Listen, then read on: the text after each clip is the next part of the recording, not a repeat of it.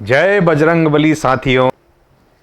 सनातन धर्म के विभिन्न मंत्र, श्लोक, स्तुति, चालीसा, अष्टक, हम इनका अर्थ समझ रहे हैं और इसी क्रम में आज हम देख रहे हैं श्री हनुमान वड़वानल स्तोत्र। ये बड़ा ही प्रभावकारी स्तोत्र है। इससे भूत बाधा, शत्रु बाधा, राज से जो भय है, अन्य सभी प्रकार की जो विपत्तियां हैं, दुख हैं, वो दूर होती हैं और इंसान संपत्ति और सुख को प्राप्त करता है। ये बहुत ही प्रभावकारी, बहुत ही पावरफुल, शक्तिशाली ये स्तोत्र है। बहुत ही ध्यान से इसको आप समझिएगा। जो इसके उच्चारण हैं वो जो बीज मंत्र हैं उनके ऊपर निर्भर करते हैं। उच्चारण सही होना चाहिए और इसके बारे में इसको कैसे किया जाता है, करते समय क्या क्या सावधानी हमको बरतनी पड़ती है, ये आप एक जिस किताब में आप इस मंत्र को देखेंगे, इस स्तोत्र को देखेंगे, उसमें आप प्राप्त कर सकते हैं। उसके बाद ही मेरी ऐसी सलाह है कि उसके बाद ही आप इस मंत्र को पढ़ें। चलते फिरते कार में, बस में, कान में लगा के ऐसे इसका पाठ नहीं करना चाहिए। उसकी विधि आप समझ लीजिए। मेरा काम है यहाँ पे इसका अर्थ समझाना, इसलिए मैं यहाँ पे आपको सिर्फ अर्थ समझा रहा हूँ, नहीं तो वीडियो बहुत लंबा हो जाएगा। हनुमान जी की आराधना के ऊपर बहुत सारे वीडियो मैंने बनाए हैं। हनुमान चालीसा, बजरंग बाण, हनुमान अष्टक, हनुमान जी के नाम कैसे पढ़े, तमाम इस चैनल पे आप चाहें तो उनको देखिएगा। हनुमान जी के बारे में, हनुमान, ये मैंने आपको पहले वीडियो में बताया है कि इंद्र ने वज्र का प्रहार किया था हनुमान जी की थोड़ी पर, तो वो थोड़ी सी फूल गई थी, उसके कारण ही हनुमान इनका नाम पड़ा था। हनु का मतलब होता है थोड़ी, ये जो चीज़ है फूल गई थी। वड़वानल, ये जो शब्द है इसका मतलब होता है समुद्र के अंदर की लगी हुई भयानक आग। समुद्र के अंदर कई प्रकार की चट्टानें होती हैं, कई प्रकार की ज्वालामुखी होते हैं और ये ज्वालामुखी जब अंदर फटते हैं समुद्र के अंदर, तो इनमें से भयानक आग निकलती है। समुद्र के अंदर की आग को कहते हैं वड़वानल। और जंगलों में जो आग लगती है उसको कहा जाता है दावानल। दावानल क्या होता है? वनों में लगी, जंगलों में जब आग लग जाती है, भयानक, वनों की भयानक आग को दावानल कहते हैं। तो दोनों में अंतर है, दावानल और वड़वानल। तो ये समुद्र में लगी हुई आग है। इस स्तोत्र के रचयिता हैं श्री विभीषण जी, लंकेश, लंकापति रावण के छोटे भाई। उन्होंने इस स्तोत्र की रचना की थी और ये स्तोत्र के बारे में ऐसा कहा जाता है क्योंकि हनुमान जी ने लंका में लगा दी थी आग, और लंका जो है वो समुद्र के बीच में एक छोटा सा टापू है, कुछ उसका शेप इस तरह से आता है।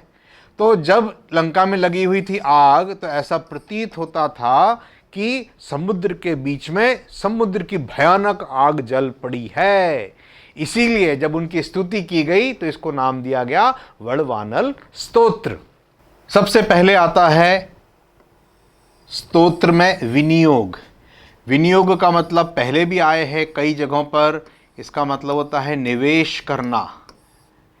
जो हम स्तोत्र का गायन करेंगे, स्तुति करेंगे, उसमें देवता कौन है, उसकी धुरी कौन है, उसमें ऋषि कौन है, किसने लिखा है, क्यों लिखा है, इस मंत्र से क्या होता है, ये सब के बारे में।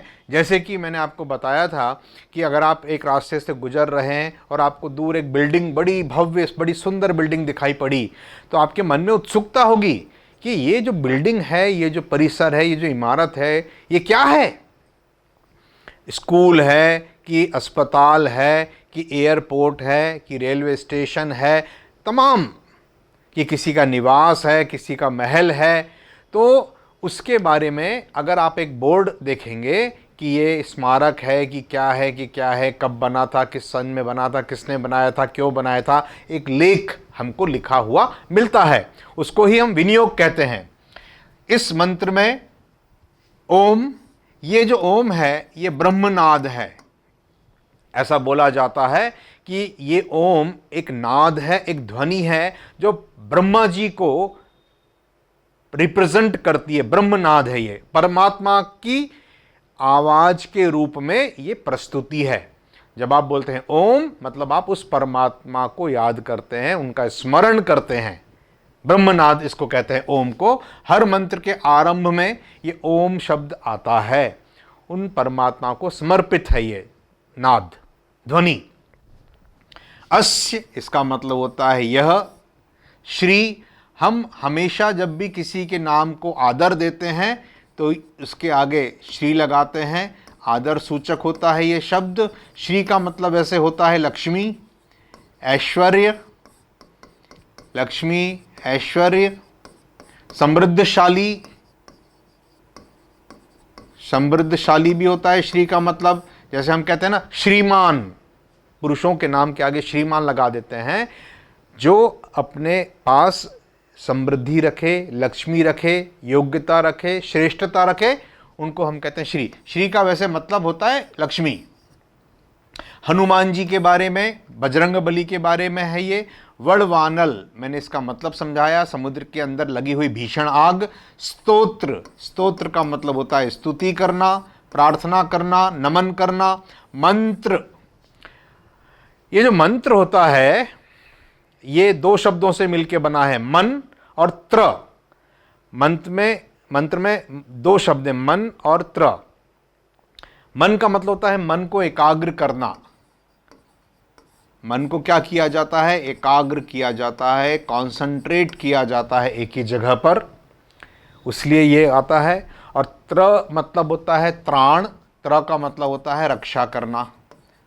त्राही त्राही भगवंत, त्राही त्राही का मतलब होता है रक्षा करिए, रक्षा करिए। तो त्र का मतलब होता है त्राण अर्थात रक्षा करना। और मंत्र जो है ये है क्या चीज? मंत्र एक ऐसी शक्ति है जिसके बोलने से, उच्चारण करने मात्र से बहुत सारी समस्याओं का एक निदान होता है। मंत्रों का जो ओरिजिन है, मूल है, वो है ध्वनि आवृत्ति।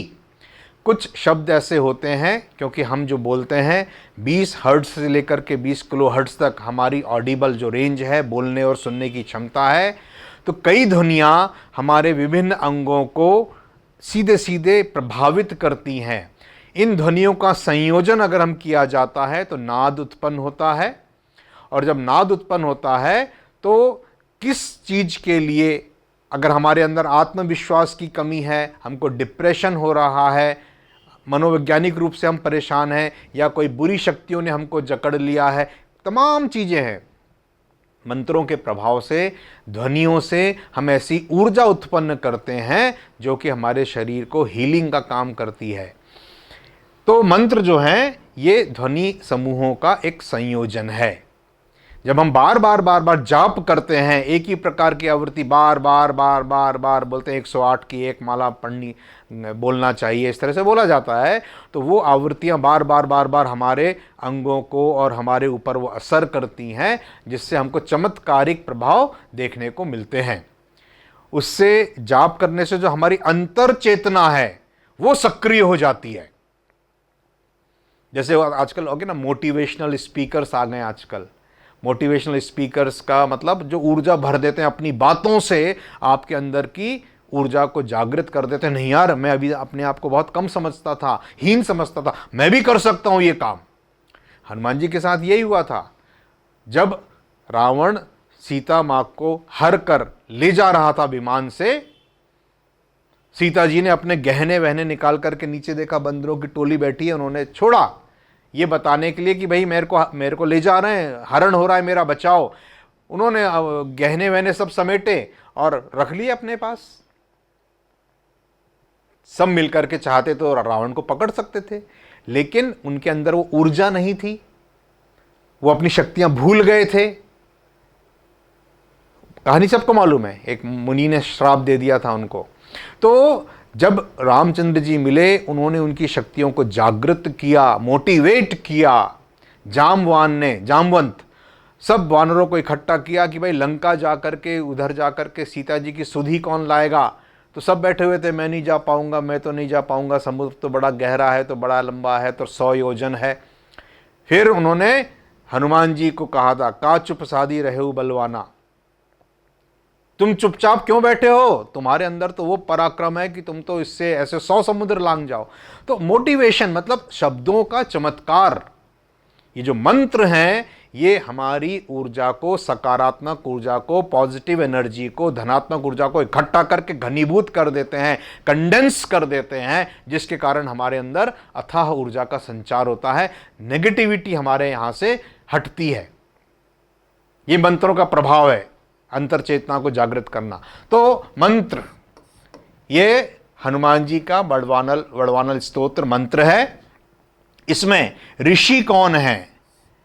श्री रामचंद्र जी इसके ऋषि हैं। इसमें देवता कौन है? देवता है हनुमान वड़वानल, मतलब लंका में, अब आप सीधे सीधे अगर बोलेंगे तो वड़वानल का मतलब हुआ लंका में आग लगाने वाले। आग, अब खाली आग लगाने से क्या होता है? आग लगाना कोई आसान काम नहीं था, पराक्रम दिखाने वाले। हनुमान जी ने आग लगा करके अपना पराक्रम लंका वासियों को दिखाया था। दिखाने वाले, बल का, ऊर्जा का संचार करने वाले, इसीलिए ये वड़वानल स्तोत्र गाया गया है, बताया गया है। अब इसमें जो बीज है, सीड, बीज का मतलब होता है जैसे पेड़, जब आप बीज डालते हैं, पानी देते हैं, खाद देते हैं, एनवायरनमेंट देते हैं, तो वो पनप करके बड़ा वृक्ष बन जाता है। ऐसे ही शॉर्ट फॉर्म होते हैं, हम यहाँ पे भी यूज़ करते हैं। जैसे आपने देखा होगा नाम जो है ना, कई लोग शॉर्ट में लिख देते हैं। मैं लिखता हूँ हमेशा आलोक गुप्ता। अब कभी भी मैंने अपने नाम को AG या AK गुप्ता या AG ऐसा नहीं लिखा। फुल फॉर्म एक्सप्लेनेटरी होना चाहिए। आलोक का मतलब होता है प्रकाश, ऊर्जा, लाइट। अब मैं A लिख देता, AG लिख देता, तो इसमें क्या क्या ऊर्जा आ रही है? इसमें हमेशा अपने नाम को पूरा लिखिए। राकेश कुमार एनर्जी वाला है ना? हर नाम में कुछ अर्थ छिपा है। अगर आप उसको शॉर्ट में लिखना चाहेंगे, DK, दिनेश कुमार, दिनेश का मतलब होता है सूरज। अब आपने दिनेश नहीं लिख के DK लिख दिया तो क्या होगा? वो ऊर्जा आपने खत्म कर दी उसकी। इससे अच्छा तो आपके माता पिता DK ही नाम रख देते आपका, DK, SK, PK। नाम हमेशा पूरा लिखिए, उसकी ऊर्जा उसमें से निकलेगी। क्लियर? तो बता रहा हूं मैं, बीज का मतलब क्या? बीज का मतलब होता है जो सारी ऊर्जा को समेटे हुए होता है, बीज सबसे पावरफुल। जैसे हम कई बार लिख देते हैं as soon as possible, ASAP, ASAP, as soon as possible, संभवतः जितना जल्दी हो सके उतने जल्दी, जल्दी से जल्दी। कई चीज़ों में हम आजकल तो ये टर्मिनोलॉजी ही चल रही है। फ़ोन पे जब टेक्स्ट मैसेज या कुछ लिखते हैं तो शॉर्ट में ही सब लिखते हैं। तो उससे आप एक अंदाज़ा लगा सकते हैं कि ये है बीज। बीज शॉर्ट नहीं है, पर उसके अंदर घनीभूत होकर के ऊर्जा समाहित है, ऐसा आप समझिए। तो जो मूल मंत्र होता है, बड़ा मंत्र होता है, उसका जो सार है, उसका जो बीज है, उसको आप बोलते हैं बीज, बीज मंत्र। यहां पे ह्राम, ये ह्राम एक स्पेशल ध्वनि है, एक शब्द है। ये जो है ये प्रसाद बीज कहते हैं इसको। ह्र शिव जी को बताता है, ह्राम आम जो आया वो सदाशिव को रिप्रेजेंट करता है, दुख को हटाता है। हम निवेदन करते हैं कि हम पर आप कृपा करें। जैसे मैंने ऐसे कहा, ये क्या है? ये तो उंगली उठा के 2 आपने बता दिया।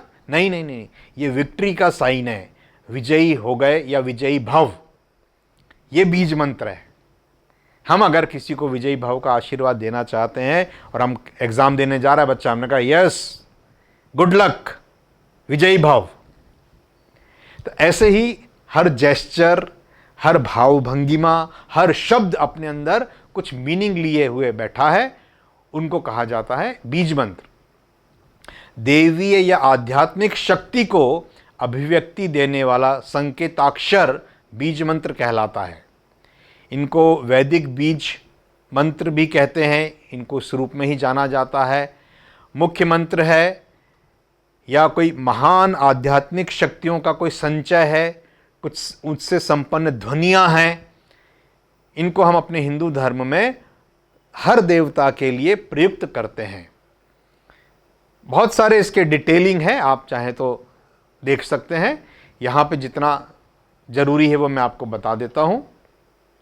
एकाग्र मन से जब आप इन बीज मंत्रों का जाप करते हैं तब इसका प्रभाव कई गुना रूप में निकल पड़ता है। जैसे बीज को अगर आपने पानी दिया, सही जगह पे बोया, सही उसको टेम्परेचर दिया, तो वो बड़ा होकर के बड़ा विशाल वृक्ष बन जाता है और बड़े अच्छे अच्छे फल देता है। वैसे ही बीज मंत्र होते हैं ये हमारे। राम। फिर जो शक्ति है इस मंत्र की वो है ह्रीम। ये कई जगह आपको सुनाई पड़ेगा। ह्रीम जो है इसकी शक्ति बोली गई है। ह्रीम जो शब्द होता है वो पर्टिकुलरली, वैसे बहुत सारे बीज मंत्र आपको देखने को मिलेंगे कई कई जगहों पर। क्लीं, क्रीम, हूम, इस तरह के आपने देखा होगा। गंग गणपते नमः, गंग जो है बीज मंत्र हो गया। ह जो शब्द आता है वो हनुमान जी के उससे आता है। और ह्रीम का मतलब होता है सभी जगह, सभी दिशाओं के बंधन को तोड़ देना, उनसे रक्षा करना। ह्रीम जो बीज मंत्र है वो इसके लिए प्रयुक्त किया जाता है, ह्रीम।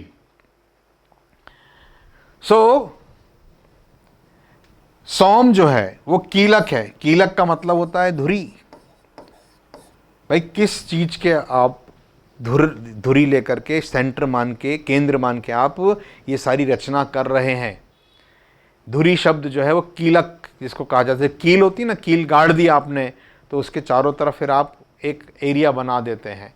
तो कीलक मतलब इस मंत्र की धुरी कौन है? वो है सोम। ये भी एक बीज मंत्र है, सोम। आगे चलते हैं। मम मतलब मेरे, मेरे। समस्त, सभी। विघ्न मतलब रुकावट। काफ़ी सरल शब्द हैं। दोष मतलब कमियां, विकार युक्त कमियों को दोष बोलते हैं हम, दुर्गुण बोलते हैं हम। निवारण आर्थे, निवारण करने के लिए, हटाने के लिए, निवारण करना। सभी। शत्रु, क्षयार्थे, क्षय का मतलब होता है क्षय होना, कम होना, मृत्यु की ओर जाना। दुश्मनों के क्षय हेतु, क्षय होते हैं शत्रुओं के। सकल, सभी। राजकुल, राज परिवार जो है। शासन, यहाँ पे आजकल जो आप बोलेंगे गवर्नमेंट, शासन। शासन जो होता है वो किसी भी प्रकार का दंड दे सकता है, किसी को भी दे सकता है, कभी भी दे सकता है।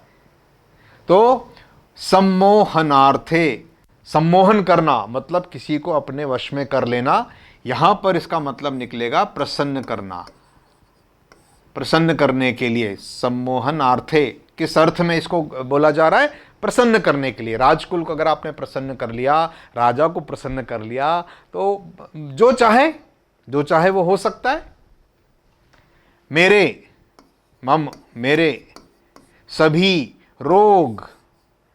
प्रशमन, शमन का मतलब होता है शांति या ठंडा करना। अग्निशमन, अग्निशमन का मतलब होता है अग्नि को ठंडा करना। शमनार्थम, शांति करने हेतु, शांति हेतु।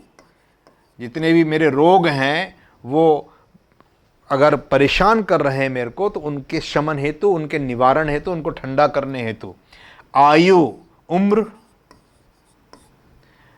आरोग्य, आरोग्य का मतलब होता है स्वास्थ्य, हेल्थ, जिसको आप बोलते हैं हेल्थ। ऐश्वर्य, समृद्धि। 3 शब्द इसमें आ गए हैं। ऐश्वर्य। अभिवृद्ध्यर्थ, अभिवृद्धि का मतलब बढ़ाना, अभिवृद्धि, वृद्धि मतलब बढ़ाना, आयु बढ़ाने के लिए, स्वास्थ्य बढ़ाने के लिए और समृद्धि मतलब धन बढ़ाने के लिए।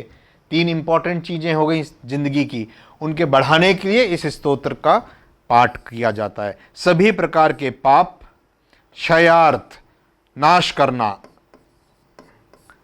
क्षयार्थ मतलब किस अर्थ में हम इसको पढ़ेंगे? नाश करने के लिए। श्री सीता रामचंद्र प्रतीर्थ, प्रतीर्थ का मतलब होता है प्रसन्न करना। श्री राम रक्षा स्तोत्र में भी ये आता है। किसको प्रसन्न करने के लिए आप ये कर रहे हैं?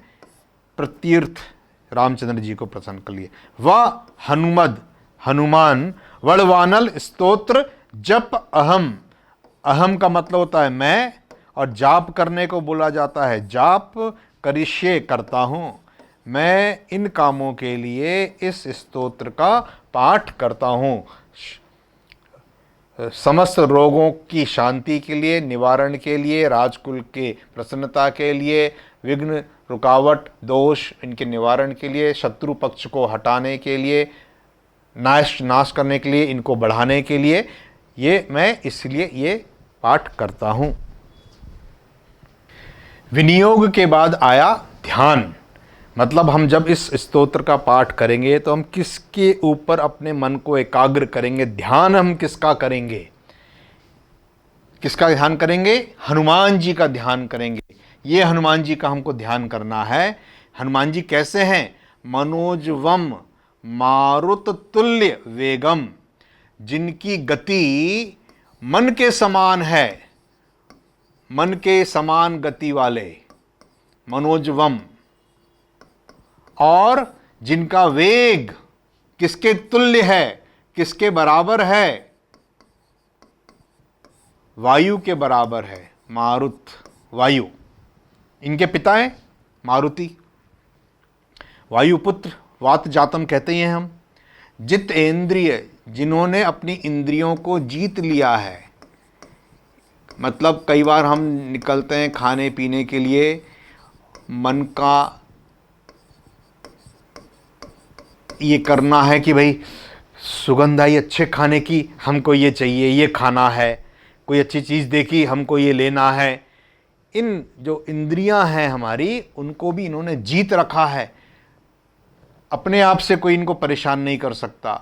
बुद्धिमताम, बुद्धिमान लोगों में वरिष्ठम, श्रेष्ठ हैं, सीनियर हैं, बुद्धिमान लोगों में सीनियर हैं।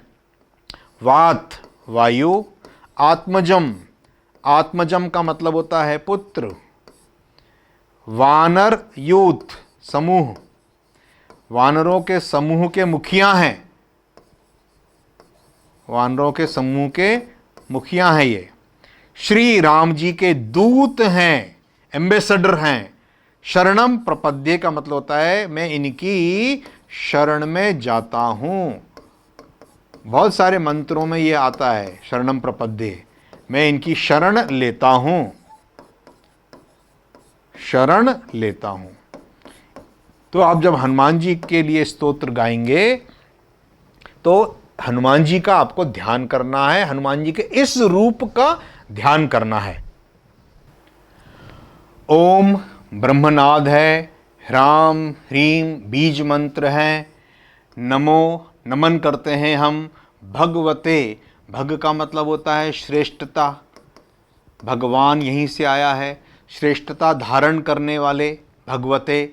श्री महा हनुमते प्रकट पराक्रम, प्रकट होना, दिखाना, पराक्रम दिखाने वाले सभी दिक्मंडल, दिक्मंडल का मतलब होता है ब्रह्मांड, ब्रह्मांड के लिए।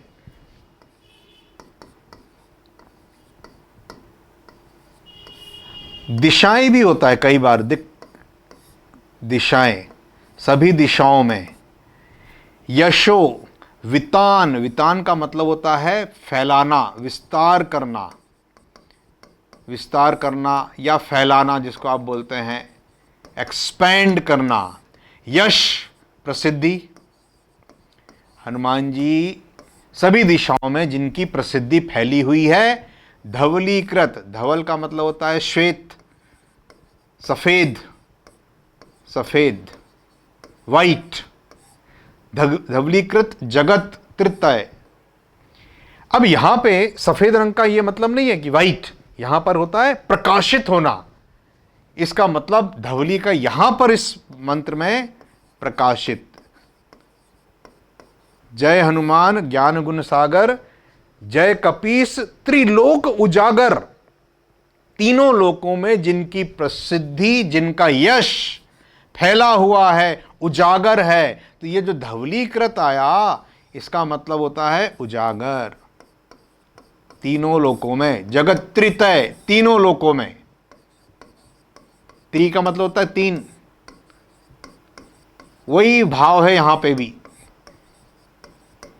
तीन लोकों में। वज्र देह, वज्र का मतलब होता है कठोर। इंद्र का जो अस्त्र था वो था वज्र। दधीची ने अपनी हड्डियों से डोनेट करके, दान करके एक अस्त्र का निर्माण भगवानों ने किया था। इंद्र ने, क्योंकि उनका राजपाट छिन गया था राक्षस के द्वारा, तो दधीची की हड्डियों से एक अस्त्र बनाया गया था, कठोरतम, मतलब खाली कठोर नहीं, सबसे ज्यादा कठोर, हाईएस्ट डिग्री ऑफ हार्डनेस। जो उनका शरीर है हनुमान जी का, वो इतना कठोर है कि उसके ऊपर किसी भी बाण का, गदा का, अस्त्र का, शस्त्र का, चक्र का, सब टकरा टकरा के गिर जाते हैं। किसी के ऊपर कोई, उनके ऊपर कोई फर्क नहीं पड़ता। उनकी देह कैसी है? वज्र देह। पहले भी जो वीडियोस आए हैं उसमें मैंने आपको बताया था, वज्रदंती बोला जाता है, जिनके दांत वज्र के समान हैं। ऐसे टूथपेस्ट आ गए हैं, मंजन आ गए हैं, जिनको करने से वज्र के समान आपके दांत हो जाते हैं। रुद्र, रुद्र का मतलब होता है क्रोध, रौद्र। ये जो वर्ड आया है वो आया है रौद्र से। रौद्र का क्या मतलब होता है? क्रोध। क्रोध किसने किया था? शिव जी ने, तांडव जब किया था तो शिव जी के अवतार, शिव जी के अवतार हैं। शंकर सुवन, सुवन का मतलब होता है अवतार। कई लोग कहते हैं शंकर स्वयं। शंकर स्वयं मेरे हिसाब से फिट नहीं आ रहा है। शंकर तो शंकर ही है, वो उसी रूप में रहेंगे, लेकिन जब अपनी एनर्जी, अपनी शक्तियां किसी को दे देंगे तो वो उनका अवतार कहलाएगा। तो हर जगह आया है शंकर सुवन, केसरी नंदन, तेज प्रताप महाजगवंदन। तो अवतार हैं किसके? शंकर जी के। रुद्र अवतार, लंकापुरी दहय, जलाने वाले, लंका को जलाने वाले, ये इनकी पहचान बताई जा रही है। उमा पार्वती, अर्गल इसका मतलब होता है अग्रणी। मंत्र, मंत्र का मतलब मैंने आपको बताया था। तो कुल मिलाकर के हनुमान जी की पहचान बताई जा रही है। उदधि समुद्र, बांधने वाले, बंधन का मतलब होता है बांधने वाले। आपको मालूम होगा कि जब सेना को पार उतरना था, समुद्र रास्ता नहीं दे रहा था, तो सब वानर सेना ने मिलकर के एक सेतु का निर्माण किया था, नल और नील के सुपरविजन में। हनुमान जी उसमें मेन लीडर थे। तो सेतु को सबने मिलकर के बांधा था। तो यहां पर उसी भाव को इन्होंने बताया है, समुद्र को बांधने वाले। दश आनन, दशानन, शिर, जिनके 10 सिर हैं, कौन, किसके हैं? रावण के। रावण के। कृत आंतक, अंत करने वाले। कृत का मतलब होता है करना। रावण का, दशानन का अंत करने वाले। सीता स्वसन, क्योंकि जब सीता जी अशोक वाटिका में बैठी थी, कहीं भी कोई होप, कहीं भी कोई आशा नजर नहीं आ रही थी, तब हनुमान जी एक मुद्रिका लेकर के उनके सामने प्रकट हुए थे। यह मुद्रिका मातु में आनी, दीन ही राम तुम कह सहीदानी। ये पहचान के रूप में रामचंद्र जी ने मेरे को दी है, ये मुद्रिका ले लो। तब सीता जी जो थी, उनका दुख दूर हुआ था, उनकी सांस में सांस आई थी उस प्रसंग के बाद से।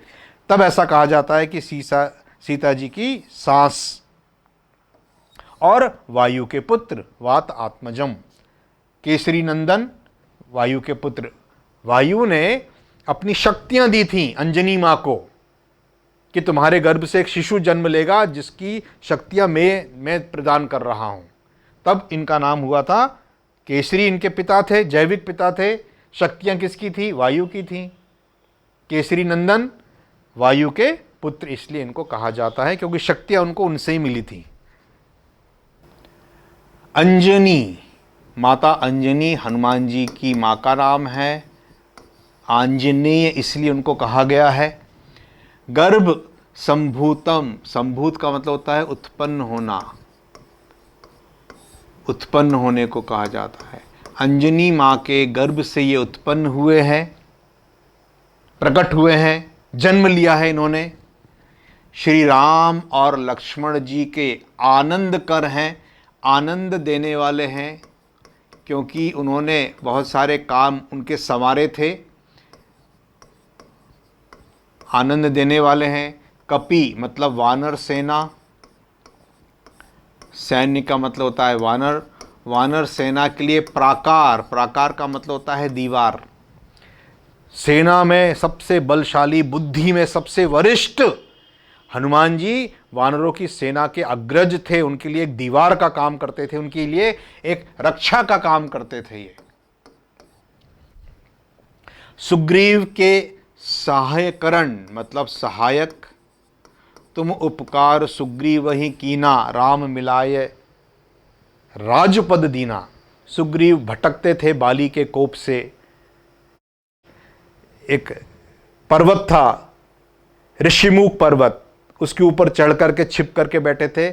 ऋषिमुख पर्वत पे बाली नहीं आ सकता था क्योंकि बाली को श्राप था। तो हनुमान जी ने रामचंद्र जी को उनसे मिलवाया था, सुग्रीव से, और उनकी सहायता से उन्होंने अपना राजपाट फिर से प्राप्त किया था। तो सुग्रीव जी के सहायक हैं ये। पर्वतपाटन, पर्वत को उठाने वाले, पर्वत को उठाने वाले। कई जगहों पर उन्होंने अपने पराक्रम से बड़े बड़े पर्वत शिलाओं को उठा करके राक्षसों को मारा था। जब वो अशोक वाटिका में गए थे, कई बड़े बड़े पेड़ उखाड़े थे और शिलाओं से राक्षसों का संहार किया था। सेतु बनाने में भी इनकी महत्वपूर्ण भूमिका रही है। तो पर्वत पाटन का मतलब है पहाड़ उठाने वाले। कुमार ब्रह्मचारी, क्योंकि हनुमान जी ने विवाह नहीं किया था, ऐसे लोग जो कि ब्रह्मचर्य की साधना करते हैं उनको ब्रह्मचारी कहा जाता है। ऐसे किशोर, ऐसे व्यक्ति। गंभीर नाद, जिनकी नाद, नाद का मतलब यहाँ पर क्या हुआ? गर्जना, हुंकार जिसको आप बोलते हैं, हनुमान जी की हुंकार कैसी है? गंभीर है, बहुत जोर से चिंघाड़ते हैं, बहुत जोर से गर्जना करते हैं। सभी प्रकार के पाप ग्रह जो हैं, बुरे ग्रह जो हैं, बुरे ग्रह में अगर आपको ज्योतिष का ज्ञान होगा तो 2-3 ग्रहों को बुरा कहा जाता है। शनि को, मंगल को, राहु को, कई बार केतु भी होता है। इस प्रकार से ज्योतिष में बोलते हैं गुरु अच्छा है, सूर्य भी कई बार थोड़ा बुरा होता है, कई बार वैसे अच्छा ही होता है, बुध अच्छा होता है, ऐसे शुक्र अच्छा ग्रह है।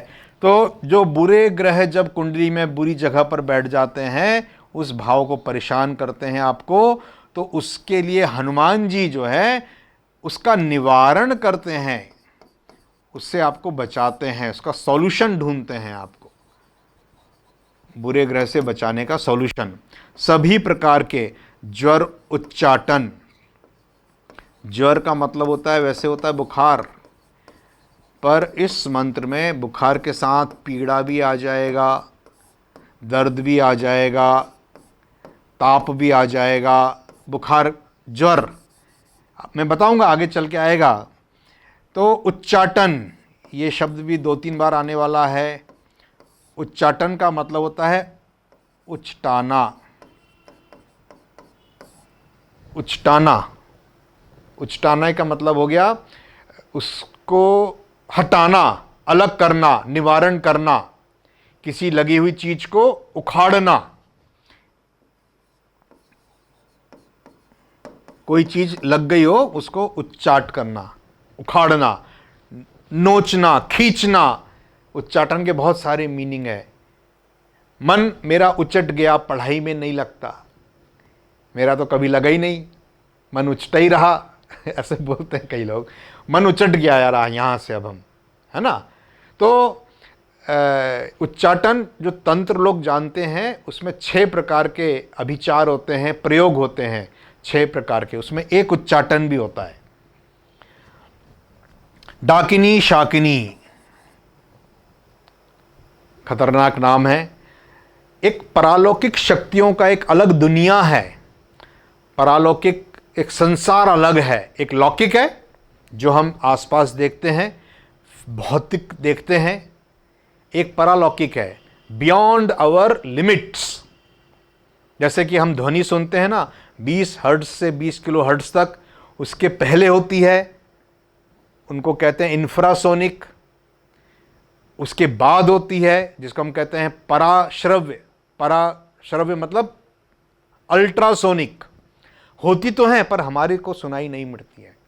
रंगों में भी लाल से लेकर के बैगनी तक, लाल के पहले इंफ्रारेड, रेड के पहले इंफ्रारेड कम फ्रीक्वेंसी की, बैगनी के बाद, वायलेट के बाद अल्ट्रा वायलेट, सुपीरियर वायलेट, वो हमको दिखाई नहीं पड़ती, होती है लेकिन हमारी एक लिमिट है। लौकिक वर्ल्ड में, संसार में हमारी एक लिमिट है। उसके बाद परालौकिक। अब परालौकिक जो चीज़ें हैं, जैसे आपने नाम सुना होगा भूत। जब कोई व्यक्ति असमय मर जाए तो उसको अपना जो बाकी जीवन है वो इस लोक में काटना तो पड़ता है, पर उसको शरीर नहीं मिलता। उस आत्मा को फिर किसी और रूप में, भूत के रूप में रहना पड़ता है। प्रेत, जब आदमी की मृत्यु हो जाती है, शरीर चाहे नॉर्मल मृत्यु हुई हो, चाहे असमय हुई हो, चाहे कैसे भी हुई हो, मरने के बाद की जो दुनिया है वो प्रेत योनि कहते हैं हम उसको प्रेत के नाम से पुकारते हैं। गरुड़ पुराण अगर आपने कभी पढ़ा हो तो हर जो व्यक्ति मर जाता है उसके बाद उसको प्रेत की संज्ञा दी जाती है। डरावने होते हैं ये अलग चीज है, लोग डरते हैं ये अलग चीज है, पर कई लोग हेल्प भी करते हैं। भूत, प्रेत, पिशाच। पिशाच ऐसी शक्तियां होती हैं जो अतृप्त आकांक्षाएं होती हैं, उसके कारण से पिशाच बन जाते हैं, और ये जनरली लोगों का बुरा करती हैं ऐसी शक्तियां। डायन, चुड़ैल, ये इस तरह की जो चीज़ें होती हैं जो हार्मफुल है, नुकसानदायक होती हैं। कई शक्तियां, बुरे लोगों की शक्तियां जो होती हैं वो नुकसानदायक होती हैं।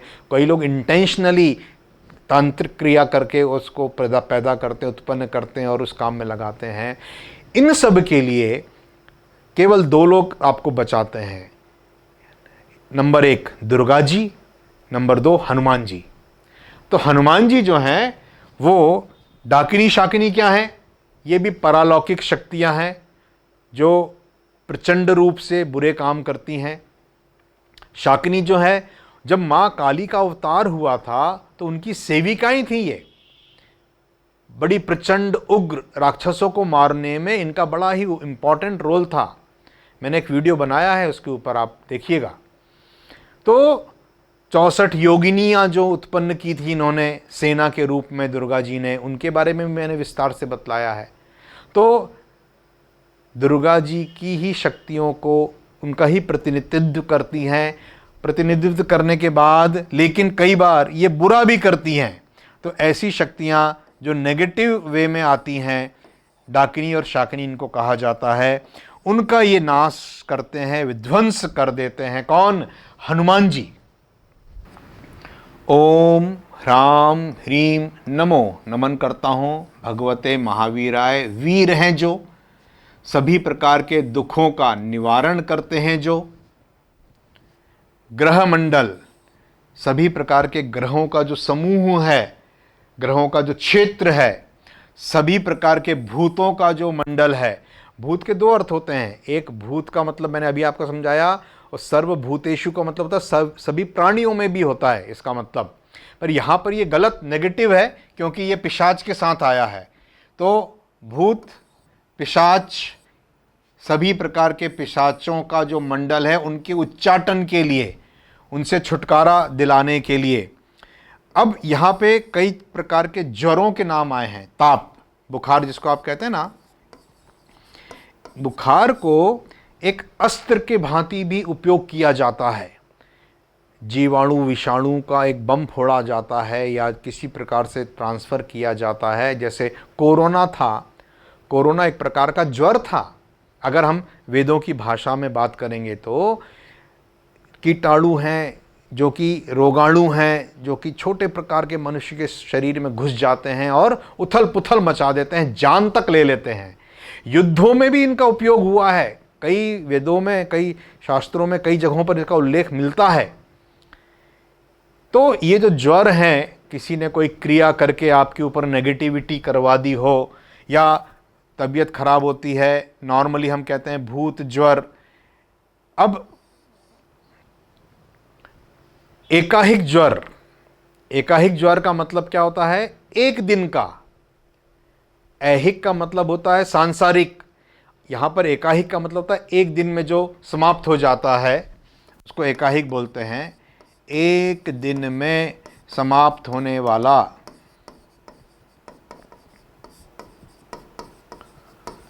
एक दिन का बुखार, एक दिन का बुखार। द्व्याहिक, इसका मतलब क्या? दोहरा बुखार, 2 दिन का या दोहरा भी होता है। सुबह भी आ रहा है, शाम को भी आ रहा है, इस प्रकार का। कई बार 2 प्रकार के जीवाणु कीटाणु अगर बॉडी में चले गए तो एक में ठंड भी लग रही है, एक में गर्मी भी लग रही है। मैं एग्जाम्पल दे रहा हूं।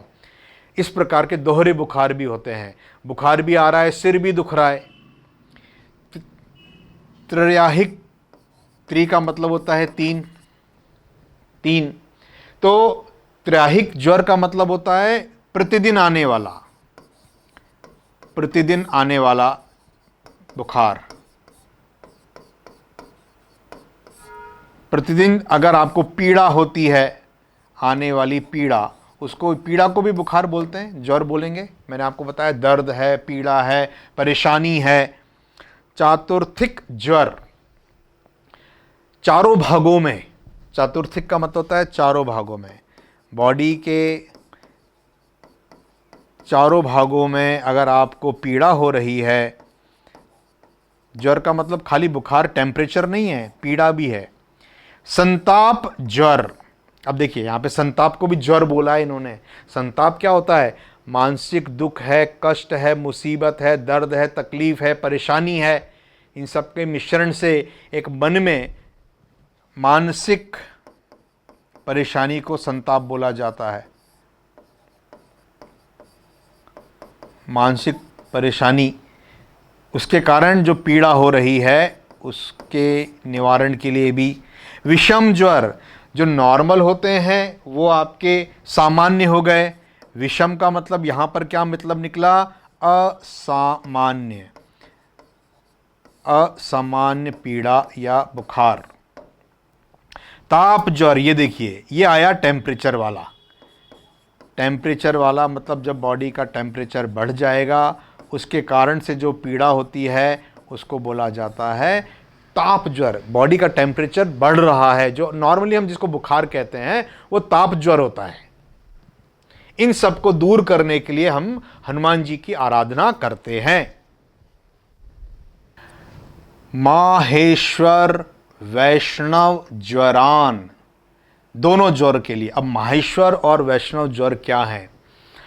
ऐसा उल्लेख है कि एक बार शिवजी में और कृष्ण जी में युद्ध हुआ, तो शिवजी ने क्रोध में आकर के एक ज्वर उससे हमला कर दिया, उसको बोला गया माहेश्वर ज्वर। माहेश्वर ज्वर उसको बोला गया। उससे बचने के लिए, उसको कैंसिल करने के लिए कृष्ण भगवान ने उत्पन्न किया वैष्णव ज्वर। तो इस प्रकार वैष्णव ज्वर और माहेश्वर ज्वर के लिए भी कौन बचाएगा? हनुमान जी। ऐसे ज्वर को भी छिंदी छिंदी करना। छिंदी छिंदी करने का मतलब होता है टुकड़े टुकड़े करना, छिंद छिंद करना, टुकड़े टुकड़े करना, टुकड़े टुकड़े करना, टुकड़े टुकड़े करना। यक्ष, यक्ष कौन होते हैं? यक्ष जो होते हैं, इसका शाब्दिक अर्थ होता है जादू की शक्ति। यक्ष का मतलब प्राचीन काल में कई बार ऐसे रहस्यमयी शक्तियाँ या रहस्यमयी जातियाँ होती थीं, जैसे दैव हो गए, दैत्य हो गए, दानव हो गए, राक्षस हो गए, ब्रह्म राक्षस हो गए, यक्ष हो गए, गंधर्व हो गए, अप्सराएं हो गई, पिशाच हो गए, किन्नर हो गए, वानर हो गए, ऋषि लोग हो गए, भल्ल हो गए, किरात हो गए, नाग हो गए, ये सब। तो यक्ष जो हैं वो देवताओं से नीचे वाली जो कैटेगरी है उनको यक्ष बोला जाता है। जादुई हैं, प्रतिभाशाली हैं, श्रेष्ठ हैं, इनको कहा गया है यक्ष। लेकिन कई बार बुरा भी कर देते हैं। युधिष्ठिर से इन्होंने एक प्रश्न किए थे, यक्ष प्रश्न, मतलब बड़ा जटिल प्रश्न किया था। यक्ष की और युधिष्ठिर की संवाद हुई थी। तो कुल मिलाकर के गलत, हल्का सा नेगेटिव इफेक्ट इनका है। ब्रह्म राक्षस, शक्तिशाली, ब्रह्म का मतलब हमेशा होता है हाईएस्ट। ब्रह्मास्त्र, सबसे हाईएस्ट पावरफुल अस्त्र को कहा गया है ब्रह्मास्त्र। ब्रह्म राक्षस, बहुत बड़ा राक्षस जो हुआ उसको ब्रह्म राक्षस बोला गया। भूत, प्रेत, पिशाच, उच्चाटय, इसका मतलब है उच्चाटना, मुक्ति दिलाना, अलग करना, ऐसा उच्चाटय का मतलब ये निकलेगा।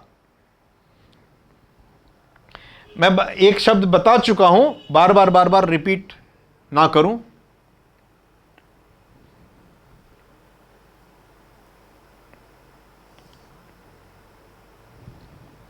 उच्चाटय, उच्चाटय, स्वाहा। अब यहां पर एक नया शब्द आ गया, स्वाहा।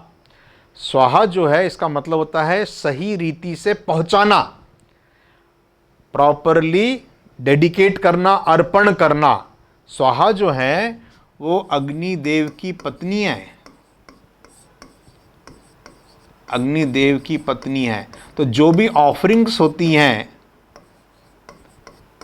जो भी आप अग्नि को समर्पण करते हैं, अग्निदेव सीधे नहीं लेते, अपनी पत्नी के थ्रू लेते हैं। आप उनको दे दीजिए तो मेरे पास अपने आप पहुंच जाएगा। तो इसीलिए स्वाहा हर यज्ञ में, कई बार स्वाहा का मतलब नमन करना भी होता है, नमस्ते करना भी होता है, प्रणाम करना भी होता है। पर अग्नि के संदर्भ में, क्योंकि ये शब्द हम बहुत प्रचलित सुनते ही हैं, अग्नि को समर्पित करना, आहुति देना, इसको कहा जाता है स्वाहा।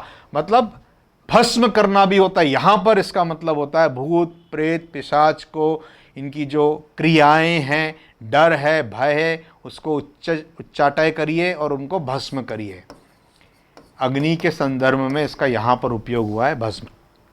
ओम ह्राम ह्रीम ओम नमो भगवते श्री महाहनुमते। महा का मतलब होता है बड़े भगवान है, हनुमते। ओम ह्राम ह्रीम ह्रूम ह्रैम होम हरह आम हाम हाम हाम ओम। ये सारे के सारे बीज मंत्र हैं। ये इनका डिटेल में आप मंत्रों का आप देख सकते हैं। ये आवृत्तियों पे आधारित हैं। हर मंत्र, हर एक बीज मंत्र अलग अलग प्रभाव रखता है। नटशेल बीज के रूप में है। इस प्रकार से इनको बोला गया है। सौम एहि एहि ओम हम ओम हम ओम हम ओम हम ओम नमो भगवते श्री महाहनुमते। श्रवण, श्रवण का मतलब होता है सुनना। चक्षु, आँखें, देखना। आँखों से क्या करते हैं हम, देखते हैं, देखना।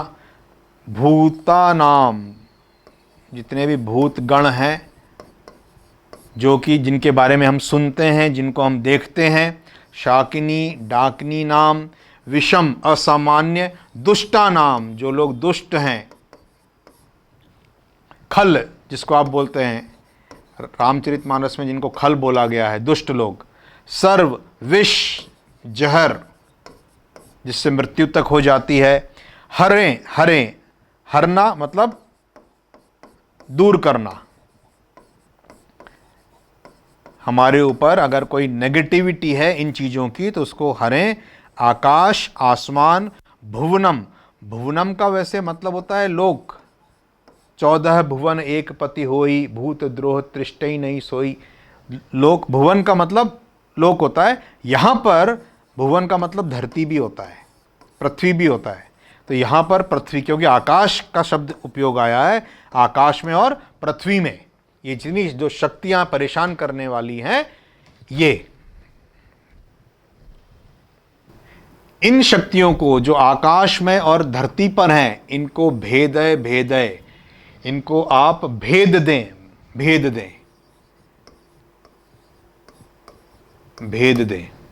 छेदय छेदय, पहले भी शब्द ये आया है, छेद दें छेद दें, मतलब नुकसान उठाना, नुकसान कर दें आप इनको, मार दें, कुल मिलाकर के मारे मारे मतलब मार दें, मार दें, नाश कर दें आप इन शक्तियों का।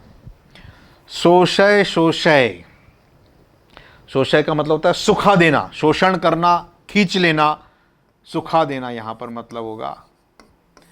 जब कोई भी चीज़ सूख जाएगी तो वो अपने आप मर जाएगी, उसका नाश हो जाएगा। मोह मोह, मोह लेना, मोह लेने का मतलब क्या होता है? अपने कंट्रोल में कर लेना, वश में कर लेना। यहाँ पर इसका मतलब होगा वश में कर लें, आपके कंट्रोल में आ जाएं ये सब चीज़ें। मोह मोह। ज्वालय, ज्वाला का मतलब होता है आग लगना, आग लगाने का मतलब होता है उसको नष्ट करना, आग लगा के नष्ट करना, जलाना, जला दें। प्रहारय, प्रहार, प्रहार करने का मतलब होता है मारना, प्रहार करना, चोट करना। अगर आप मारना का मतलब होता है अंत हो गया, यहां पर हो गया प्रहार करना, उनके ऊपर आप चोट करें। शकल, सकल मतलब सकल है ये, समस्त, सभी। माया, माया का मतलब होता है जादूगरी। ये जो राक्षस लोग होते हैं, राक्षस जो गण होते हैं, ये माया भ्रम जाल फैला देते हैं, जादूगरी कर देते हैं, है ना। भेद है, भेद है, भेद देना, तोड़ देना है। ये जो भ्रम जाल माया का इन्होंने बना रखा है, इसको आप तोड़ दें। ओम ह्राम ह्रीम नमो भगवते महाहनुमते सर्व ग्रहोच्चाटन। सभी जो बुरे ग्रह हैं उनको आप निवारण कर दीजिए, उनका उच्चाटन कर दीजिए। पर बलम, दूसरों के बल को, पर का मतलब होता है दूसरा, दूसरों की ताकत, दुश्मन है ताकत, दूसरों की ताकत। पराबलम भी इसको बोलते हैं, परा का मतलब होता है जो हमारी क्षमता, हमारी सीमा, हमारे सामर्थ्य से ऊपर है, परा। क्षोभय, क्षोभय शोभय, इसका मतलब क्या निकलेगा? क्षोभय का मतलब होता है झकझोरना, हिलाना, झकझोरने को बोला जाता है क्षोभय शोभय।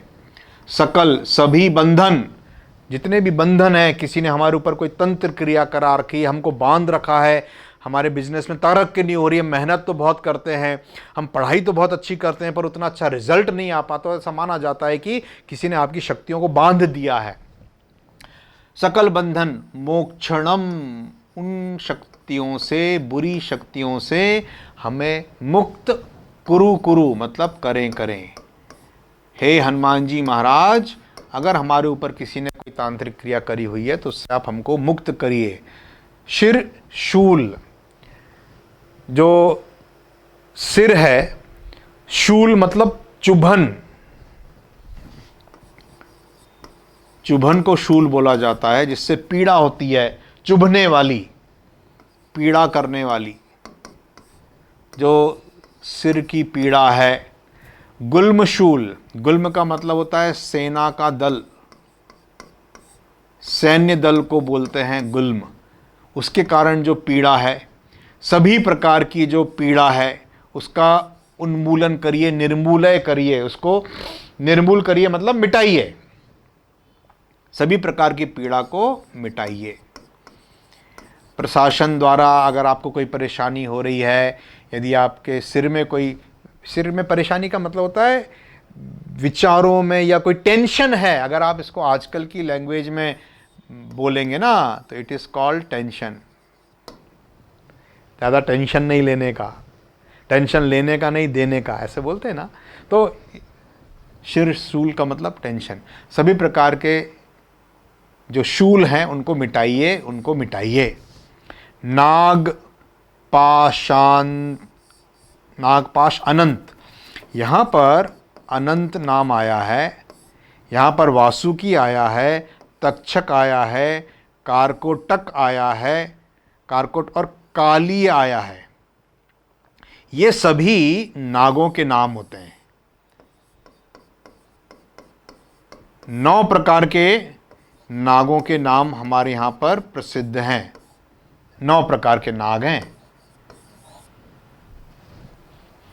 मैं आपको इसका श्लोक भी बताता हूँ, ये समझा दूँ फिर इसका श्लोक बताता हूँ। कौन कौन से 9 नव नाग स्तोत्र मैंने चैनल पे डाला हुआ है, आप पढ़ सकते हैं, देख सकते हैं। उनकी आराधना की गई है। ये देवीय शक्ति युक्त होते हैं नाग लोग। अनंत, आपने एक नाम सुना होगा अनंतनाग। कश्मीर में एक जिला है अनंतनाग, ये इन्हीं के नाम से है, नाग के नाम से है। नागालैंड नाग के नाम से है। नागपुर नाग के नाम से है। ये मैंने एक्सप्लेन किया है एक वीडियो में। यक्षकुल, यक्षकुल मैंने आपको बताया था। यक्षों का जो कुल खानदान है। जगत, रात्रिचर, रात्रिचर मतलब निशाचर, मतलब राक्षस। जो लोग रात्रि में विचरण करते हैं उनको निशाचर कहते हैं, उनको रात्रिचर कहते हैं। दिवाचर, जो दिन में विचरण करते हैं उनको दिवाचर बोलते हैं। दिन में कई शक्तियाँ, कई चोर रात में चोरी करते हैं, कई चोर दिन में भी चोरी करते हैं। इसी प्रकार जो नेगेटिव हैं ताकतें, वो रात्रि में भी बली होती हैं, कुछ दिन में भी बली होती हैं। तो इनको निशाचर बोला गया, दिवाचर बोला गया। कई सर्प ऐसे होते हैं, सर्पानि विषम, सर्पों के जहर के समान होते हैं कई ताकतें। कुरु कुरु स्वाहा, उनको आप भस्म कर दीजिए। उन गंदी ताकतों को, उन नेगेटिव एनर्जी को आप भस्म कर दीजिए। इसका मतलब ये निकलेगा। ओम ह्रां ह्रीं नमो भगवते महाहनुमते। राज भय, शासन का अगर भय है, अगर किसी को किसी झूठे केस में फंसा करके जेल में डाला जाए तो हनुमान जी बचाएंगे आपको। चोर भय, घर में चोरी होने का, आपकी संपत्ति को लूटने का, संपत्ति को चुरा लेने का अगर डर है, भय का मतलब डर, तो हनुमान जी बचाएंगे आपको। पर मंत्र, जो परालौकिक शक्तियां हैं, परालौकिक मंत्र हैं। परालौकिक का मतलब दूसरों के द्वारा भी होता है। पर मंत्र का मतलब यहाँ पर दूसरों के द्वारा आपके ऊपर कोई तांत्रिक क्रिया कर दी गई हो, कोई ऐसा अनुष्ठान कर दिया हुआ, बहुत टाइप के होते हैं। उनसे आपको पर यंत्र, कोई साधन के द्वारा आपको क्षति पहुंचाई जा रही हो, हानि पहुंचाई जा रही हो। जैसे कई बार मैंने देखा था, एक डॉल बना दी, एक गुड़िया बना दी, गुड़िया का हाथ मोड़ेंगे तो सामने वाले की हाथ में प्रॉब्लम होगी। कुछ कुछ इस तरह की तंत्र क्रियाएं सुनी है। पर तंत्र, दूसरों के द्वारा किया गया कोई तांत्रिक क्रिया, तांत्रिक क्रियाएं, वो परतंत्र। पर विद्या, कोई विशेष योग्यता से, कोई विशेष विद्या से मेरे को कोई परेशान कर रहा हो, मेरा कोई अहित चाह रहा हो, मेरा कोई बुरा चाह रहा हो, मेरे या मेरे परिवार का, पर विद्या छेदय छेदय, उस विद्या को आप नष्ट करिए, तोड़ दीजिए। अब कुछ भी किया गया हो मेरे बारे में नेगेटिव, उसको आप तोड़ दें। स्व मतलब अपना स्वयं का, खुद का, स्वयं का मंत्र, स्व यंत्र, स्व तंत्र, स्व विद्या। मेरे अंदर जो मेरे मंत्र हैं, मेरे जो साधन हैं, मेरी जो योग्यता है, मेरी जो विद्या है, मेरी जो एजुकेशन है, मैंने जो हुनर सीखा है, उसको अब आप प्रकट करिए, प्रकट करिए। अभी तक वो जो दबा हुआ था उसको आप उजागर करिए, प्रकट करना, ताकि मैं अपनी क्षमता को पहचानूं। उजागर, उजागर करिए, उसको प्रकाशित करिए, उसको प्रकट करिए, सामने लाइए, ताकि मैं अपनी सामर्थ्य से, अपनी योग्यता से धन कमा सकूं, नाम कमा सकूं, प्रसिद्धि कमा सकूं। इस प्रकार का भाव आएगा। सर्व, सभी, अरिष्ट, अरिष्ट का मतलब होता है अपशकुन होना, बुरा होना, अरिष्ट होना, बुरी चीजें होना, अरिष्ट होना, गंदी चीजें होना, विकारयुक्त चीजें होना। नाश है, नाश है मतलब उनको आप समाप्त करिए, उनका नाश करिए, समाप्त करिए, नाश करिए। सभी प्रकार के शत्रुओं का नाश करिए। नाश है, नाश है, नाश है। असाध्य, जो कि मुश्किल है, कठिन है, उन चीजों को आप साधिए, उनको साधना करिए, वो सुगम हो जाएं। साधने का मतलब होता है सुगम हो जाए, मेरे लिए इजी हो जाए, आसान हो जाए। हुम फट स्वाहा, ये जो अंत में आया है, इसमें हुम जो शब्द है उसका मतलब होता है रक्षा करना, हुम। अब इसके उपयोग भी साथ में जब आते हैं तो अलग अलग होते हैं। हुम फट का जो उपयोग है, प्रयोग है, वो बंधन से मुक्त होने के लिए भी होता है।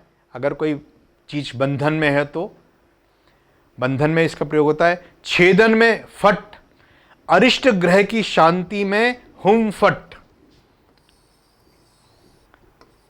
जो बुरे ग्रह हैं उनकी शांति हो जाए, उसके लिए हुम फट का उपयोग किया जाता है। बहुत सारे, देखिए बहुत सारे इसके अर्थ निकलते हैं। आप हर मंत्र में आप देखेंगे इसका मतलब अलग अलग निकलेगा, कई शब्दों के मतलब अलग। जैसे मैंने आपको बताया था, भुवन, भुवन का मतलब लोक भी होता है, भुवन का मतलब पृथ्वी भी होता है। पयोधि, पयोधि का मतलब पानी भी होता है, पयोधि का मतलब दूध भी होता है। पयोनिधि सागर होता है। तो ऐसे बहुत सारे शब्द हैं। यहां पर इसका मतलब हो गया जो अरिष्ट ग्रह हैं उनकी शांति हो जाए। फट का मतलब पुष्टि हो जाए, शांति कार्यों में हम उपयोग करते हैं। जैसे हम घरेलू काम करते हैं उसमें स्वाहा कहते हैं ना, तो स्वाहा का मतलब पूजन अर्चन में नमः भी होता है, नमन करना भी होता है। स्वाहा का मतलब सिर्फ भस्म करना नहीं है, आहुति देना नहीं है, अर्पण करना नहीं है, नमन भी है। तो सभी ग्रहों की शांति करिए। हे हनुमान जी, आपको हम नमन करते हैं, आपको हम अर्पण करते हैं, अपनी स्तुति आपके चरणों में प्रस्तुत करते हैं। इति समाप्त होता है, एंड हो रहा है क्या? श्री हनुमान वड़वानल स्तोत्रम संपूर्ण, ये स्तोत्र खत्म होता है, समाप्त होता है। बोलिए बजरंग बली महाराज की जय। आशा करता हूँ आपको ये स्तोत्र मैंने अपनी योग्यता के अनुसार समझाने की कोशिश की है। सूरज को एक दीपक दिखाया है, आपको समझ में आया होगा। अब आप जब पाठ करेंगे तो आप इसको समझ करके ध्यान से एकाग्र होकर के करिएगा।